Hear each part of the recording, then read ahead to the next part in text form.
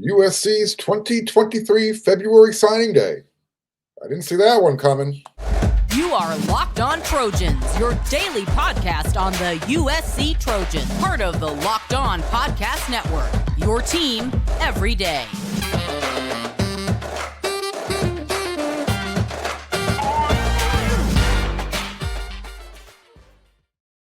Fight on, everyone. I'm your host, Mark Holkin, and thank you for making Locked On USC your first listen every day. Whether you're watching me on YouTube or wherever you'd like to download your podcast, we are free, and I think we got a really good show for you today. I think you're going to enjoy it. I hope you've been enjoying the shows leading up to them.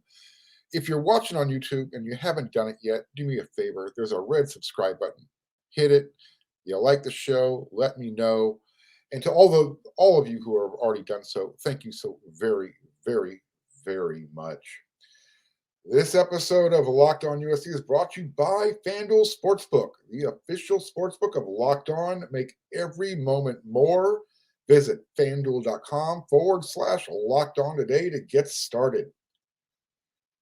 So who remembers what I said last week on one of our episodes of Locked On USC? Coming at you 5 days a week. I'll remind you. I said heading into the final weekend of recruiting, we're getting down to the nitty-gritty, and it's looking good for USC and Roderick Pleasant, the speedy cornerback, Olympic sprinter from J. Sarah in Gardena. He was supposed to take a visit to Oregon. He didn't. He was up in Big Bear, spending some time, and unless something strange had happened, it looked like Roderick was going to put his signature on his letter of intent and fax it over on Wednesday, today. And the reason being is I was told that, basically what I had said was Roderick Pleasant, all he had left between then and signing day today was a USC in-home visit. That took place, and that Roderick wasn't going to go visit Oregon one last time. He didn't. Well, for those of you who are old enough and remember the show Happy Days, Fonzie, Henry Winkler, this doesn't happen very often. So I'm going to be like Fonzie from Happy Days and admit that I was wrong. My bingo card had Roderick Pleasant as USC's big name signing on signing day. Deuce Robinson delaying his announcement. Warren Roberson staying in the state of Texas. And Jacoby Lane flipping and staying home and probably signing with Arizona State. Well, that's what I said last week. So instead, Lincoln Riley pulls a Walker Lyons out of his hat. Four-star tight end. At first, he was committed to Stanford. He decommitted from there. And many thought he was either going to choose between Georgia or Utah. Well, Roderick, that was the first thing that happened for USC on signing day. Great start to the day, right? Next up, Roderick Pleasant. This is where things took a little bit of a turn. And, Roderick appeared anything but, and I know I'm making a play on words here, anything but pleasant during his announcement. It was almost, I don't know, if you're into reading the way he made his announcement, how quick it was, and just the whole personality and the vibe, didn't feel right. Almost feel angry. Go back and watch the video. It's out there. Check it out. It's all over social media. And then I said that Jacoby Lane, I thought he was going to flip. Well, he stayed in his lane, and he stayed committed and will be a Trojan. And then in other news, as far as USC was concerned, the other player I think they're waiting on was Warren Roberson. Well, he's still deciding between TCU, Texas, who he visited over the weekend, and USC for his final signature. Remember, he was committed to TCU. He still is undecided. So the only one I got right, Deuce Robinson. It's only because of Deuce that, and because he's still deciding on his baseball future, whether or not he should, he's waiting for his draft feedback. There's a good chance he could get some first round feedback. Well, it's only because of Deuce not committing that I didn't wear the golden sombrero. Thank you very much, Vince Scully. The golden sombrero is a baseball term. You strike out 4 times in a game. Yeah, rarely happens. But if you do get that, you get the golden sombrero. Well, I didn't strike out 4 times, just 3 times. So here's a question for you. So we know that USC got Walker Lyons, and Jacoby Lane stayed committed. Fantastic. They didn't get Roderick Pleasant. Now, let's ask this question. Did Lincoln Riley out-recruit Georgia and Utah? Because they were the leans, the way they was feeling, for one of the top tight ends in the 2023 class. Because both Utah and Georgia know how to use their tight ends. And last year, Lincoln Riley didn't really showcase the tight end in the passing game. Okay, so he might not be the top tight end in the 2023 class, Walker Lyons, but he was definitely one that Kirby Smart wanted, Georgia's head coach. And so you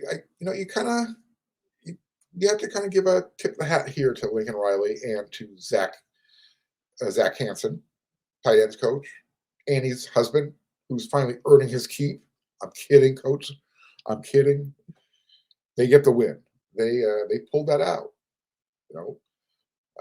They stayed with it. They recruited Walker to the end, and lo and behold, there you go. And as an added bonus, because people anticipated him, he is going to take his missionary work, but he's going to be available for USC in 2024. So that's kind of cool too. You're not going to miss him for 2 years, just for 1 year. And that gives him extra time to rehab his leg that he injured in his senior year. I think everything is working out the right way for Walker. So again, but let's not feel too bad for Kirby and Georgia. They won back-to-back national championships, and he did get 2 4-star tight ends to enroll in his 2023 class. So what's, I guess, weird about that is Georgia, back-to-back national champions, they finished second nationally recruiting in 2023, behind Alabama. So I'm also going to offer one more mini mea culpa. Since the transfer portal and the early signing period became a thing, I've said that the February signing day, has kind of lost its luster, and it's not as exciting for the fans that follow recruiting as it used to be just before the transfer portal and before the early signing period came along. So while the day, did not play out as anticipated, again, I'm referring to the Roderick Pleasant commitment. February signing day still, offers fans, USC fans got a surprise, Walker Lyons. So yeah, there's still a reason to, stay involved with recruiting, watch it all the way out through the end till February, because you never know when that final signature is going to come. Remember though, the transfer portal is always available, as well as the NIL bagman. On that note, because we're kind of just recapping the recruiting class for 2023. Going forward, does USC need to reevaluate their NIL strategy? There's people feel that USC got beat out by Oregon again, second year in a row. Well, that's going to come up next. We're going to talk about it in the next segment. First, don't forget the Super Bowl is coming up real soon. So you need to head on over to FanDuel because we're really, really excited about our new sports betting partner for Locked On because they are the #1 sportsbook in America, FanDuel. And if you're new to FanDuel, that's even better. They have so many great features that make betting on sports fun and easy. If you're the new customer, you can join today. You're going to get started with $150 in free bets, guaranteed, when you place your first $5 bet. So just sign up at FanDuel.com/locked on. And then FanDuel, they have all of your favorite bets from the money line to point spreads. They even have player prop bets. So you can combine all of your bets for a chance for a really big same game parlay. That's huge. And you can do this all on an app that's super safe, super secure, and super easy to use. So football fans, don't miss out. Place your first $5 bet to get $150 in free bets, win or lose, at FanDuel.com/locked on. Make every moment more. Via FanDuel, the official sportsbook partner of the NFL and Locked On. Hey, Locked On is heading to the Senior Bowl. You can get inside analysis from the hosts that cover the NFL's next generation college and find out which NFL draft boards these players will be climbing all in one location. Subscribe to Locked On NFL Draft for nightly live shows from the Senior Bowl on Tuesday, Wednesday, and Thursday, starting at 9 p.m. Eastern. Okay, as far as I'm concerned, I'm good with the way USC uses their name, image, and likeness programs. It's out there. It's just finishing up going through a transition. I believe it's going to be called the Tommy Group, no longer Standout. The reason why I'm good with the way USC uses their NIL program is the way they interpret it. It's you have to earn the opportunity to get paid. And yes, there are a select few high school recruits that you will need to show some financial incentive. And USC, I guess what I'm saying is, does USC need to be more aggressive with high school recruits? That's the question fans have been asking. Here's the thing. Riley wants culture and team first. So if getting paid up front is the highest priority for a high school recruit, he probably doesn't check those first two boxes. Let me read a couple quotes. You might remember I read these just the other day. Quote, someone with one of the best corners in the nation in high school came to me and asked if we'd pay them $800,000 for the player to sign here. I told him he can find another place to play. According to Baker High School coach Steve Normand, he was quoting Nick Saban. Quote, I'm not paying a kid a bunch of NIL money before he earns it. One of them wanted $500,000 and for us to get his girlfriend into law school at Alabama and to pay for it as well. I showed him the door. Saban, he then later added that he's also lost 10 players, including a starter, to the transfer portal because of NIL, because their hands are out. It's more than just hands. They've got like a basket, a big basket that they want filled up. That works for Nick Saban in Alabama. He's got the gravitas. He's got the roster. He's got players lining up to play for him at Alabama. Like I said, they have the #1 ranked recruiting class in the nation, according to On3. Georgia's the back-to-back national champions. So despite Lincoln Riley saying, and I quote, NIL plays a big role with recruits, but will never be #1 on USC's priority list, end quote. I'm still asking the question. Does USC need to reevaluate its approach to high school recruiting, and that the NIL dynamic, and stop, imitating what Nick Saban's doing. Maybe in a few years you can do that. You're not there yet. You haven't won. Lincoln Riley hasn't won anything compared to Nick Saban. And I'm asking this because for the second year in a row, USC was outbid by Oregon for a high school recruit that they wanted, and they felt they had just a few days before, letter of facts day, letter of intent day. Look, I'm not complaining about a player getting what he can. I've said it before. I'll say it again. If someone makes me an offer with some life-changing gifts for me and my family, I'm going to totally weigh the pros and cons, especially if the end result still gets me to where I want to go. In this case, we're talking about young men who want to get to the NFL. Roderick Pleasant can still get to the NFL from Oregon. He can still get to USC too. No. So regardless of Pleasant's why, and I'm using the fingers, what his motivation was for choosing Oregon, the local product turned his back on USC. As well as Dante Williams and Alex Grinch. Now, just from that perspective alone, it's a bad look when it comes to recruiting for the defense. That's a different story for a different day.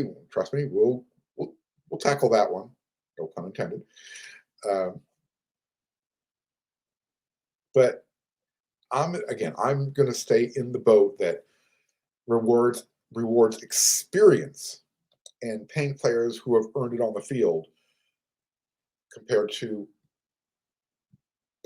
potentially, mostly overpaying a high school recruit who has yet to play a down of college football. And although the sample size and the market research is still happening, I mean, this is really a very fluid situation going back to, I guess we'll call it 2020, with this whole COVID and the transfer portal and early signing period, this whole perfect storm kind of all coming together. None of the schools who have, at least that we've been hearing about, spending a lot of money up front on high school recruits on it, using their NIL differently than the way USC is using it. And I'll just, those names like Texas A&M, Miami, Florida, Oklahoma, Louisville. I guess we'll see, but none of those programs came close to winning like USC did last year. Right? Another thing, keep this in mind. NIL is making money for not just for the young men and their families, but for their handlers, people who are involved in the recruiting process. Maybe that's the best way of putting it. There are go-betweens who are getting kickbacks for directing players to programs. I know, shocking, right? As I said, go get paid if you can. But here, this is what I'm going to say. If you were watching the Roderick Pleasant commitment, as I was on TV this morning, Wednesday, on ESPN, did that to you look like a celebration type of reaction from him? I didn't get that sense. I'm just going to leave it with this. Going back to the intermediaries, the handlers, people involved in the recruiting process. During his announcement, I heard Roderick mention his head coach, Dan Lanning at Oregon. I heard him mention the name Tosh Lupoi. If you've ever been involved and followed recruiting, Tosh Lupoi, he knows how to recruit. He's not the most, well, he knows how to recruit, and he will do whatever, by hook or crook, whatever's necessary to get the job done. That's, I guess, the best way of saying what I want to say without saying what I want to say.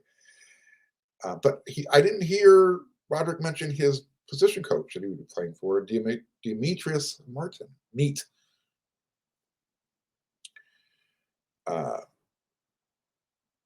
This is what I will say. Tosh Lupoi and go-betweens. They go together like peanut butter and jelly. So I'm going to say, going back to, again, everybody kind of felt pretty confident that USC was locked in with Roderick heading in to the weekend and into Wednesday signing day. Sometime between, I guess, Thursday, Friday last week and Wednesday, February 1st, parties got involved and started talking, and USC ended up in second place again to Oregon. Last year was Josh Cornerly. This year, it's Roderick Pleasant. All right. We're going to talk more about that on future episodes of Locked on USC. Again, we've got really limited time, and I'm trying to recap everything that happened on signing day in 30 minutes or less, because that's what we do for you here at Locked on USC. 5 days a week. All right, so in USC's signing day announcement, USC confirmed 11 transfers are enrolled and will participate in spring practice, in spring camp. I will remind everybody who those, there was a total of 12 mid-year enrollees. However, only 11 are going to be partaking in spring camp.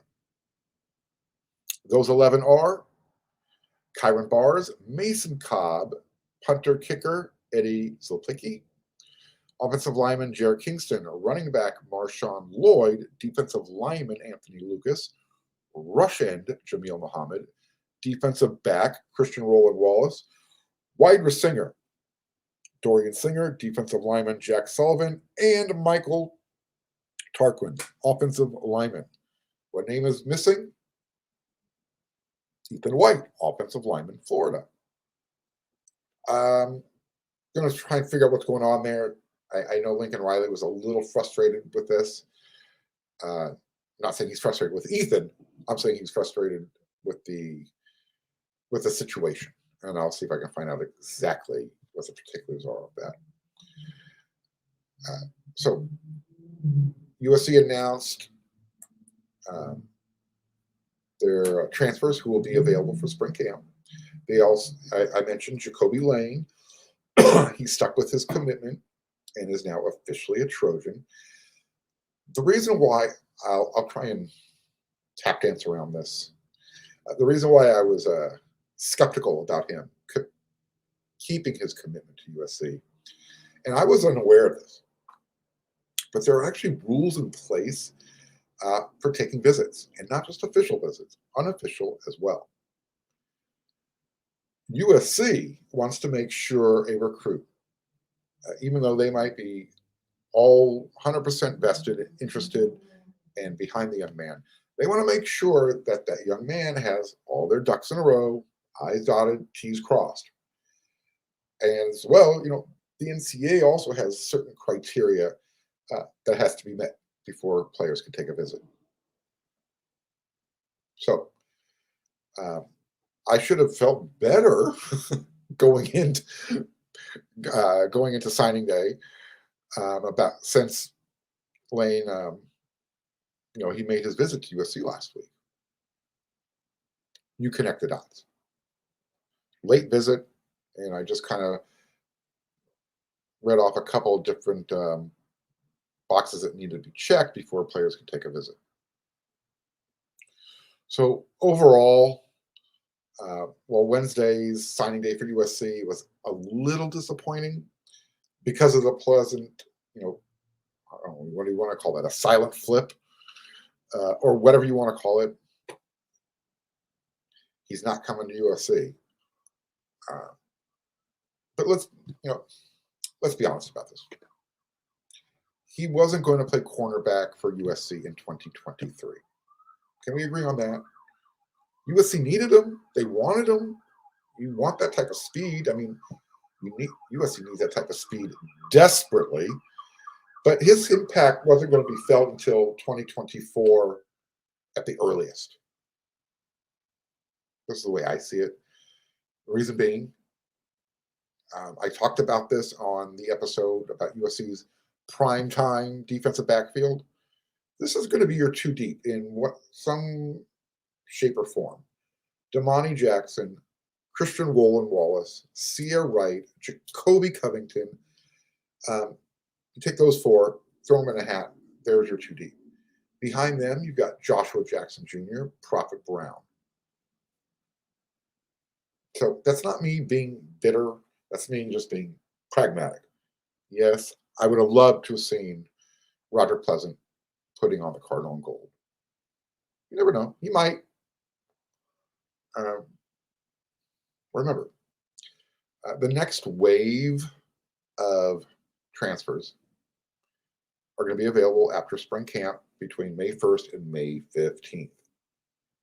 So USC's roster isn't quite complete yet. It's close, but there's going to be more movement once spring camp ends. Before then, even. Who knows? We'll let you know. Still a ways to go. And I'm going to have a whole lot more on the recruiting class coming up on more shows. But that's it for this show. Because 30 minutes or less, that's what we do for y'all Locked On USC. I'm going to bring you all the information I can, all the pertinent information. I'm not going to bore you with stats. I just want to bring you the news, give you my opinion on it, and then I want you to tell me your opinion on it. Do you agree? Do you disagree? Do you disagree? That's great. Just have a valid reason behind it. Just don't say because I said so and Alex Grinch sucks. I want to have an adult conversation. If you're not ready to do that, just enjoy the show. I appreciate y'all. I really, really do. All right. Thanks again. Really, honestly. Thank you for making Locked On USC your first listen every day. I need you to make sure to check out our brand new podcast, Locked On College Basketball. Everything you need to know about college basketball in one place. Plus, you're going to hear it from big-name experts, insiders, coaches, and the players. Locked On College Basketball, available on YouTube and wherever you get your podcast. On that note, USC takes on Washington State at Galen Center Thursday night, 8 p.m. Get out there. Check them out. USC's got a little revenge on their minds. Until then, everybody, you know what to do.